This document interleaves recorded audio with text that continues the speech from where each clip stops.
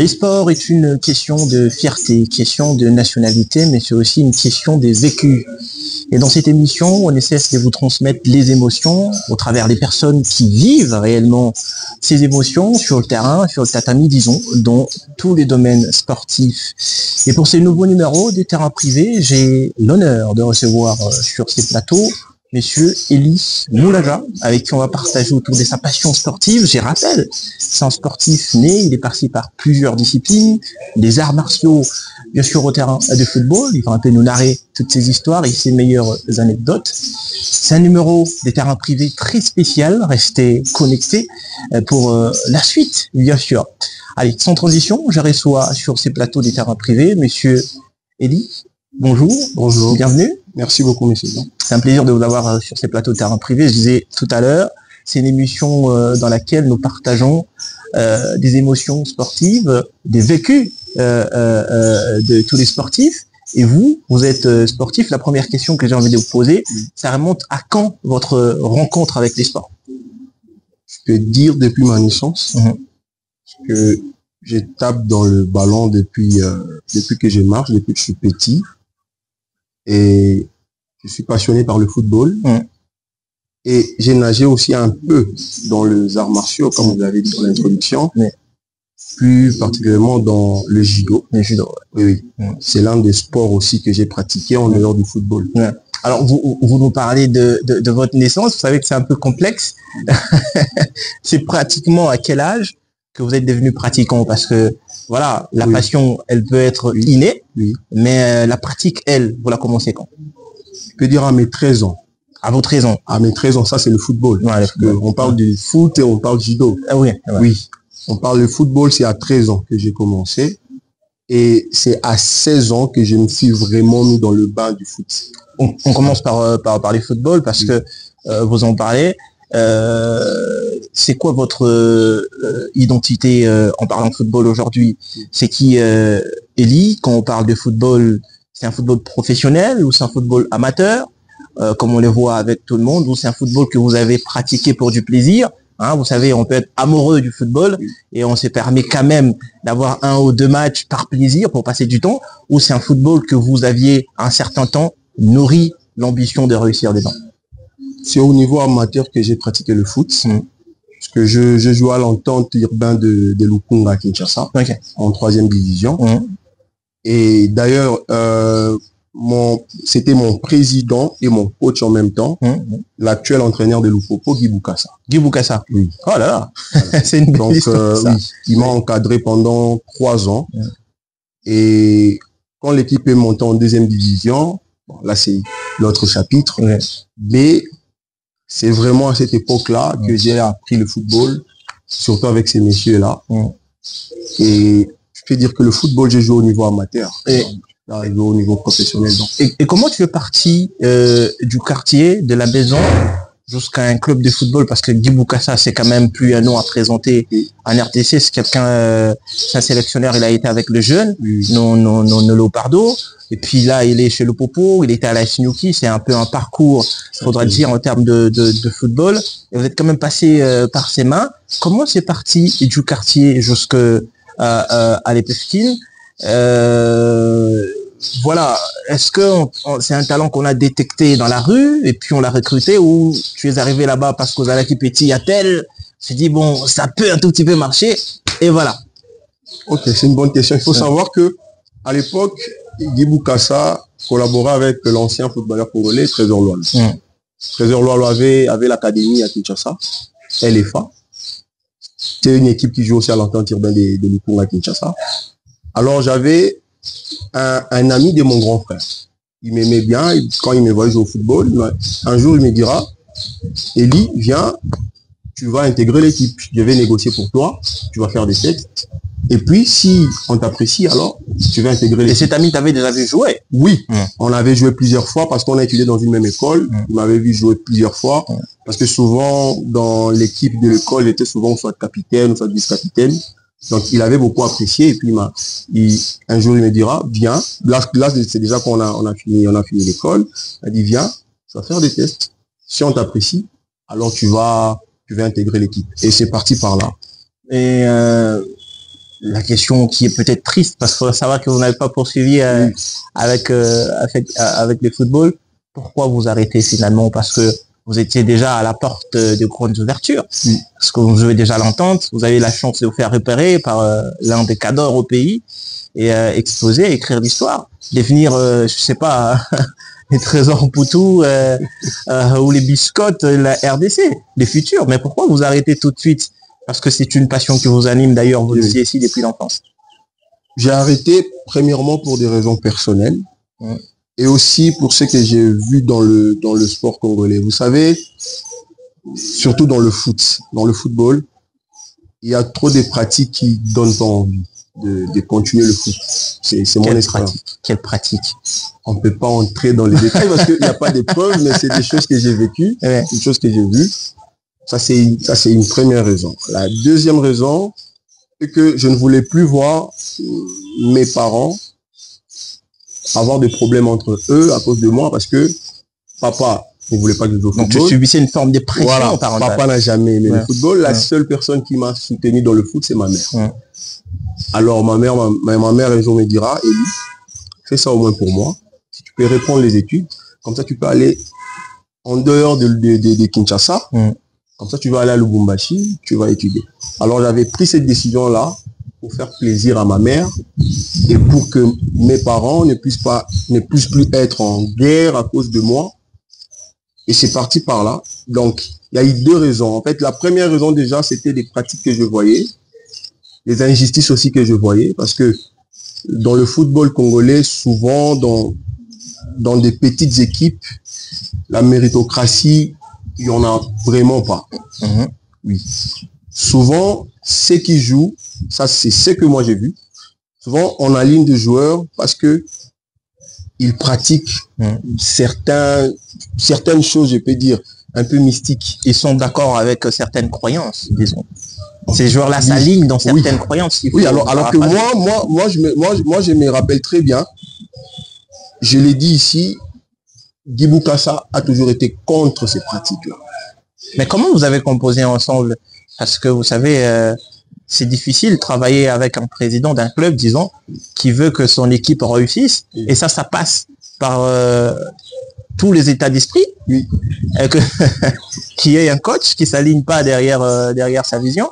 Est-ce que vous pensez que c'était de l'amour fou entre les deux ou voilà, j'ai fait ce que le président veut finalement? Non, pas forcément. Pas forcément. Déjà, moi, personnellement, des pratiques un peu mystiques, je ne crois pas. Ça n'a rien... Bon, on peut dire c'est d'abord l'éducation et mes propres convictions. Alors, quand ça ne marche pas avec ma vision de choses, je préfère me retirer. Déjà, il faut savoir que Guy Bokassa a toujours été contre ces pratiques-là, mais il n'était pas souvent avec nous.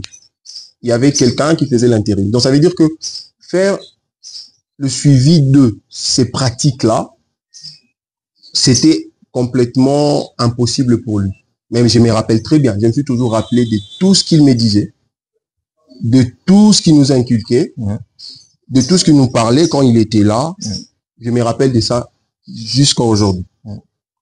Alors, la plus grande question, avant de traverser vers autre chose, je le disais ici, c'était peut-être, on ne sait jamais, hein, l'avenir est compliqué. On est si content de ce que vous devenez aujourd'hui parce qu'on va en parler. Qu'est-ce que vous retenez comme leçon de votre passif de joueur, RD congolais, d'un jeune qui a rêvé à un certain moment jouer au Stade de Martyrs, jouer à Camalone un peu partout, pourquoi pas à l'extérieur de nos frontières. C'est quoi la leçon que vous réservez pour les gens qui nous suivent aujourd'hui? Parce que je le disais tout à l'heure, dans cette émission, on exploite les émotions et aussi les vécus. Ton vécu peut justement enseigner à notre jeune qui nous regarde à cet instant. Qu'est-ce que vous retenez de votre carrière de footballeur, malheureusement qui s'est estompée avant qu'elle ne puisse prendre flamme? Ce que je retiens, je ne regrette rien, je me suis bien amusé. Parce que le football, c'est... Pour moi, je l'ai toujours dit, il n'y a rien de meilleur dans ma vie comme le football. Il n'y a rien de meilleur comme le football. Parce que le football m'a appris beaucoup de choses.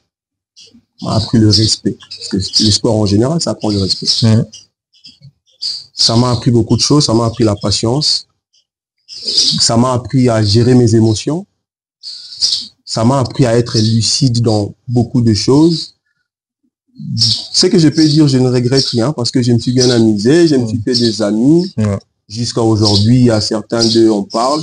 Même si je regrette, jusqu'à présent, je n'ai pas encore vu l'un des amis avec qui on a joué ensemble chez Lolo Academy percer dans une grande équipe du pays. Pour l'instant, peut-être je me trompe parce que déjà, il faut savoir, notre championnat n'est pas trop bien médiatisé. Je ne sais pas s'il peut se trouver dans quelle équipe. Parce que je me souviens seulement, il y avait un qui jouait dans une équipe à Brazzaville. Une fois, il était aussi ici à Lubumbashi. Mais je ne regrette rien parce que dans mon parcours, je me suis fait des amis. J'ai encore mieux appris le football. Vous avez tissé le relationnel. Oui. Surtout avec un monsieur comme Guy Boukassa. Aujourd'hui, là où je le vois, excusez-moi de parler beaucoup de lui parce que j'ai appris le football avec lui. Donc là où il est, vraiment, moi, je lui félicite parce que ce que j'ai compris aussi dans le monde du foot, c'est aussi grâce à lui. Alors, vous quittez le football. Et, en même temps, je disais au début que vous étiez aussi un amoureux de arts martiaux. Comment ça se passe? Est-ce que c'est après cette déception qu'on peut dire douloureuse avec le football que vous êtes tout de suite concentré au judo? Non. Quand est-ce que vous êtes initié finalement au judo? Parce que vous ne direz pas quand même que vous faisiez le football et le judo en même temps. Il faut savoir que je suis né à Limete, une commune de Kinshasa. J'ai grandi dans un quartier Kingabois, c'est un quartier à Limete aussi. Et dans la parcelle où on habitait, il y avait beaucoup de grands frères. Alors, parce que ces quartiers-là sont trop mouvementés par les judo et le football. Donc ça veut dire, sans le vouloir, on m'a fait nager dans le judo. On vous a un peu initié. Oui, initié, sans le vouloir. Alors, parfois, on partait regarder des combats de judo avec mon grand frère, parce que j'ai fait beaucoup de choses avec mon grand frère. Alors, on pratiquait, jusqu'à ce qu'on ait intégré un club. Mais malheureusement, le judo, c'est le premier sport dont papa avait dit niet. C'était le premier sport. Mais on s'en sortait quand même bien, mais c'est le seul sport où je ne... Vraiment pas de souvenirs. Vraiment. Ça remonte de très loin. Ça remonte de très loin. Ça remonte il y a plus de 20 ans. Ah, c'est vétu. Ça, c'est vieux. Oui, ça, c'est vieux. Je peux dire, 20 ans peut-être c'est trop, mais je peux dire ça remonte entre 17, 18 ans. Et ça remonte. Alors, il y a quand même une préférence entre ces deux disciplines. Je comprends qu'en parlant de judo, il y a vraiment pas grand-chose à dire là-dessus. C'est une flamme qui s'est allumée par habitude. Et qui s'est tout de suite éteinte parce qu'il y avait de l'opposition. Vous préférez quel sport entre les deux? Le football le football. Comme on dit, le football unit le peuple. Le football. Alors, vous êtes congolais. Parce qu'on est dans l'émission, il faudra aussi parler de l'état actuel de notre sport. Vous êtes quelqu'un qui suit de près l'évolution de choses. On a eu une saison de la Ligue nationale de football très mouvementée. Vous avez suivi de près les feuilletons Mazembe, Fekofa, tribunal arbitral des sports. Et aujourd'hui, on a quand même des compromis à la fin. C'est les clubs qui terminent finalement la saison alignée par la Linafoot, qui vont représenter les pays aux interclubs la CAF. Quel regard vous portez sur l'organisation de notre championnat en général, ou disons de notre football? Je l'ai toujours dit, je me rappelle quand on avait partagé pour la première fois. L'organisation, c'est la base de toute réussite. En tout cas. Parce que je laisse d'abord notre championnat, je prends seulement les championnats tanzaniens. Est-ce que déjà, le club congolais recrute des joueurs tanzaniens tous les ans au championnat de foot? Je ne crois pas. Mais c'est plutôt l'inverse. Ce qui veut dire que nous avons des bons produits, mais les gens qui s'occupent de l'usine ne savent pas comment améliorer les machines qui sont dans l'usine. Pourquoi j'ai dit ça? Parce que vous venez d'évoquer ce qui s'est passé. On est allé jusqu'au TAS et puis on est revenu ici. Il a fallu le compromis entre clubs et tout ça. Jusqu'à ce que moi je m'étais dans ses droits de contredire cela. Mais comme il n'y avait plus de temps, il fallait qu'on puisse accepter ce compromis à la FECOFA pour aligner les 4 clubs Simba, Maniema Union, Lupopo et les Aigles. Et je peux dire que notre championnat depuis des années souffre d'une organisation médiocre. Ça, c'est mon point de vue parce que quand on regarde la qualité de match, nos joueurs, si vous prenez ça, vous mélangez ça avec une organisation meilleure, je pense que la plupart de nos joueurs vont pas envier les championnats marocains, les championnats sud-africains, les championnats tanzaniens. Si les championnats tanzaniens émergent aujourd'hui, c'est parce qu'ils ont mis les paquets, ils organisent bien les choses. Mais notre championnat, malheureusement, je ne sais pas ce qu'on peut dire, qu'est-ce qu'on doit dénoncer, qu'est-ce qu'on doit faire pour que ceux qui sont à la tête des instances puissent bien organiser les choses. Alors, vous étant un sportif, j'ai déjà envie de vous poser une question. Est-ce qu'il faudra aussi dire qu'à un certain moment, c'est ce qui vous a aussi découragé à l'époque où vous étiez joueur de continuer? Est-ce que c'est cet amalgame à la tête de ceux qui gèrent les footballs qui vous a aussi à un certain moment donné des idées? Bon, finalement, on est dans quelque chose qui s'organise pas bien. Je ne vois plus réussir dedans. Donc, je pense pas. Au moment où j'arrête le foot, ça, non. Mais après, quand je commençais à suivre le foot de près, parce que tu sais, quand tu es acteur, tu suis pas le football de près. Tu es plus concentré à comment tu t'organises pour les championnats, comment tu t'organises pour les entraînements. Ça, c'est autre chose. Tu n'es pas dans la peau d'un président ou d'un directeur sportif. Tu ne ressens pas tout ça.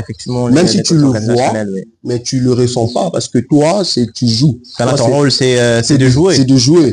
Mais avec du recul, je me dis, si c'était aujourd'hui, je pense que ces points que vous venez de soulever, vous aurez découragé. Effectivement.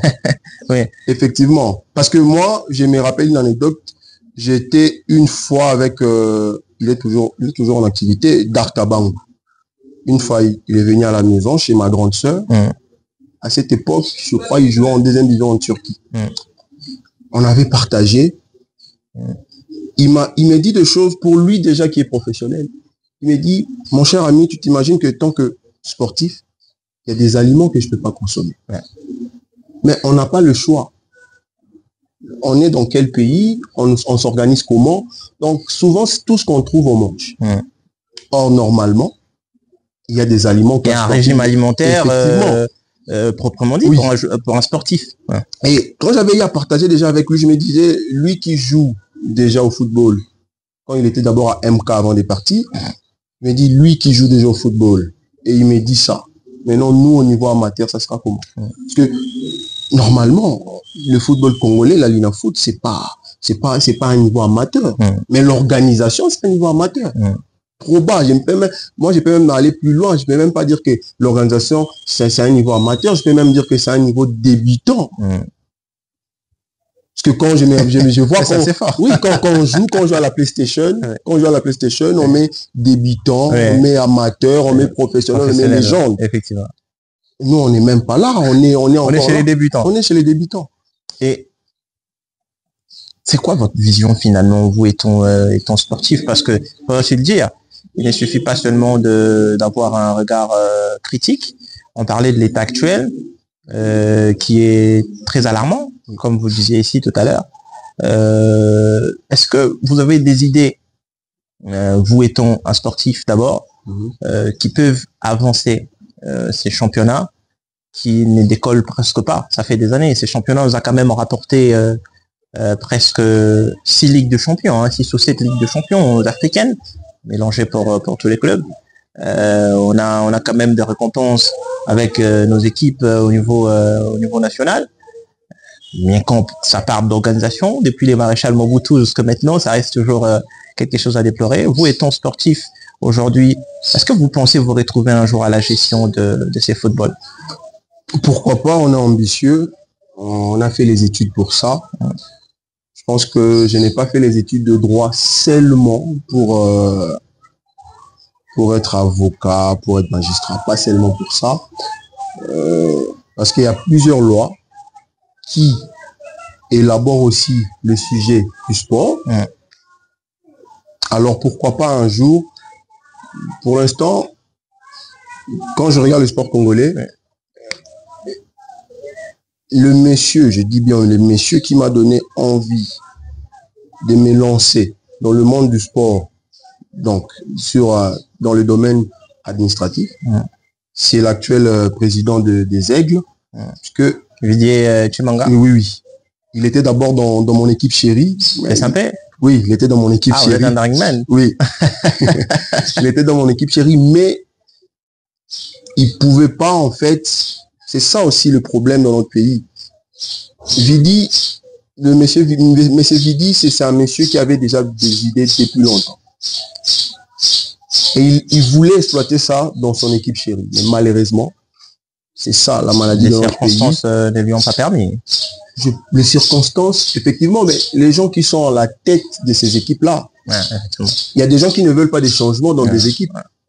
Mais effectivement, par des conseils suprêmes, de gens qui prennent des décisions. Aujourd'hui, comme j'ai dit, j'ai pas fait les études de droit seulement pour être avocat ou magistrat.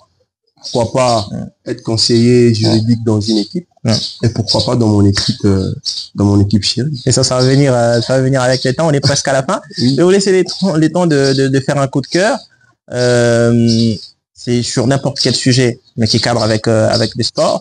Parce qu'on parle de vous, on parle de la passion qui vous anime, de cette flamme qui existe depuis votre naissance, et vous qui le disiez ici tout à l'heure. Vous avez 2 minutes pour parler d'un sujet qui vous tient à cœur. Et c'est un message adressé à toutes les personnes qui nous suivent maintenant, dirigeants sportifs, amoureux du sport, que ce soit les footballs, les baskets, les hand, les volleys, tout ce qui a trait au sport, pour que aujourd'hui, quand on parle de la RDC, que l'on sache que la floralité, les talents et tout ce qui va avec, ça retrouve aussi du côté sportif. Ok. Moi, j'aimerais bien parler de l'organisation. Parce que comme j'ai dit tout à l'heure, l'organisation, c'est la clé de la réussite. Pour moi, si on s'organise bien, pas seulement le football, parce que le football, ça, c'est le sport roi, c'est mon sport préféré, je suis né dans ça, grandi. Mais je dois parler de sport où, quand j'observais le sport congolais, je me suis rendu compte, dans le basketball, dans le karaté, dans le football, et il y a un autre sport que j'ai oublié. Hand, volley. Oui, voilà. Hand, volley. On a plein de talents. Alors, pour que ces talents-là soient exploités d'une manière très, très, très bien, il faut que les gens, ces personnes-là, nos autorités qui organisent les choses, qui sont dans les instances, celui qui s'occupe du basket, ceux qui s'occupent du football, ceux qui s'occupent de n'importe quel sport, puissent mettre le paquet, puissent bien organiser les choses pour que nos sportifs puissent avoir des enceintes très très bien structurées, avec de matériel, tout ce qui va avec. Et ça c'est partout, hein, c'est pas seulement à Kinshasa. Tout ce qui va avec, effectivement. Parce que le sport, c'est pas seulement à Kinshasa. Le sport, c'est à Lubumbashi. Le sport, c'est à Maniema. Le sport, c'est partout. Peut-être pour l'instant, on peut un peu exclure notre partie du pays où il y a la guerre. Mais partout, il faut qu'on s'organise pour que nos sportifs puissent avoir de quoi s'organiser. Et aussi, ça va leur permettre de quoi se nourrir. Parce que souvent on regarde nos sportifs qui pratiquent le sport au pays, après leur retraite, c'est la misère. C'est la misère. Alors que nos autorités puissent vraiment avoir pitié du sport congolais, puisse mettre le paquet, puisse bien s'organiser pour que nos sportifs puissent se retrouver. Ils n'ont pas besoin de beaucoup de choses. Ils ont besoin d'une organisation très bien structurée pour qu'ils avancent.